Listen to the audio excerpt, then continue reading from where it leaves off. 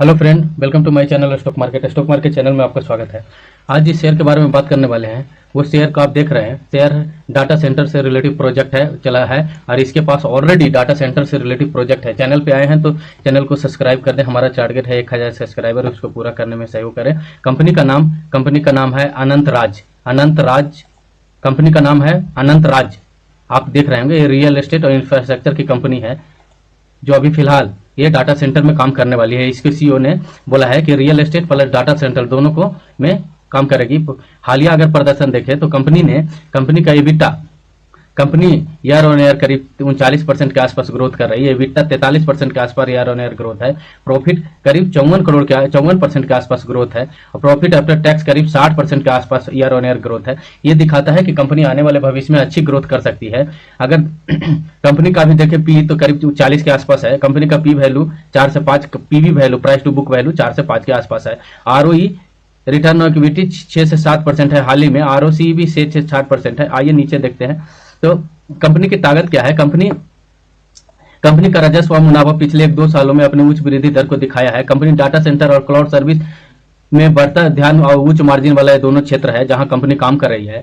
Company के पास कमजोरियां भी देख लेते हैं। कंपनी के पास क्या अवसर है। कंपनी के पास डाटा सेंटर में प्रोत्साहन। हाल ही में खबरें आई है कि सरकार ने डेटा सेंटर डेवलपमेंट के लिए 20 वर्ष तक टैक्स पर छूट पर विचार कर रही है, जिससे कंपनी को आने वाले समय में काफी लाभ मिल सकता है। दूसरा है डेटा सेंटर में क्लाउड सर्विस को वर्टिकल वृद्धि देखा जाए तो कंपनी ने कई डेटा सेंटर केंद्र खोल रखे हैं ऑलरेडी। इसका मानेसर एवं पंचकुला में 2 ऑलरेडी चल रहा है।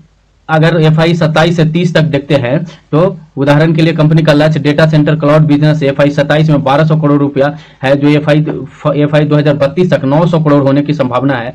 आइए आप देखते हैं कि कंपनी के तकनीकी विश्लेषण करें तो कंपनी का आरएसआई करीब 47 से 48 अभी चल रहा है, जो एक मीडियम बॉट को नहीं ओवरसोल्ड दिखा रहा है।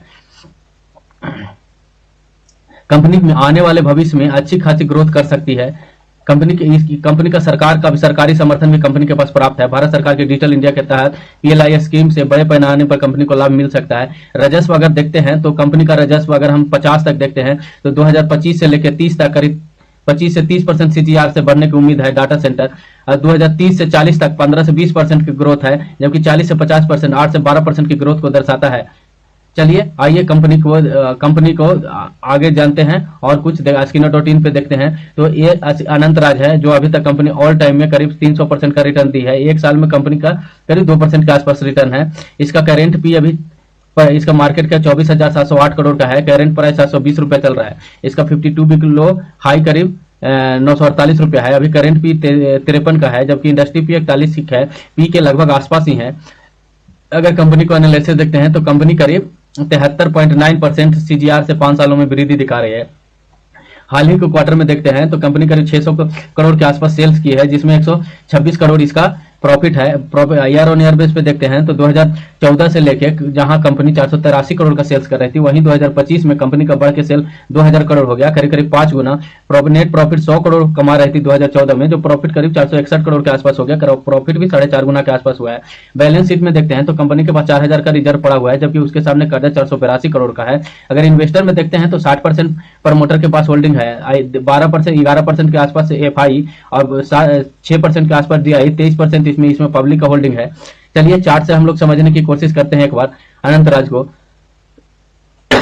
तो ये रहा, हम लोग मनी कंट्रोल पे आए हैं। मनी कंट्रोल वेबसाइट के जरिए हम लोग अनंतराज को चार्ट को समझने की कोशिश करेंगे कि फिलहाल इसमें तेजी होने की उम्मीद है या नहीं है। अगर फ्रेंड यहाँ पिछले देखते हैं तो सितंबर 15 से इस शेयर में कंटिन्यू तेजी बनी हुई है। तेजी बनने का कारण, इसका मुख्य तेजी बनने का कारण है इसका वॉल्यूम, जो आप देख सकते हैं यहाँ पे। इसका एक सपोर्ट लेके कंपनी ऊपर की ओर गई है और यहाँ पे देखिए आप कितना बायर का कितना लंबा आपको वॉल्यूम कैंडल दिख रहा है, जो पिछले अगर यहाँ से देखा जाए तो पिछले तेजी में भी इस तरह का वॉल्यूम नहीं बना है। आप यहाँ से देख सकते हैं, तो इससे अंदाजा लगा सकते हैं कि इसमें अभी अपने और 52 वीक हाई के आसपास कंपनी जाने को तैयार है। जो 52 वीक हाई 936 रुपए के आसपास है, वहां कंपनी जाने को तैयार है। कंपनी डिविडेंड भी देती है, लेकिन अभी यहाँ पे वॉल्यूम से देख के आप अंदाजा लगा सकते हैं कि इस कंपनी में तेजी आने की संभावना है।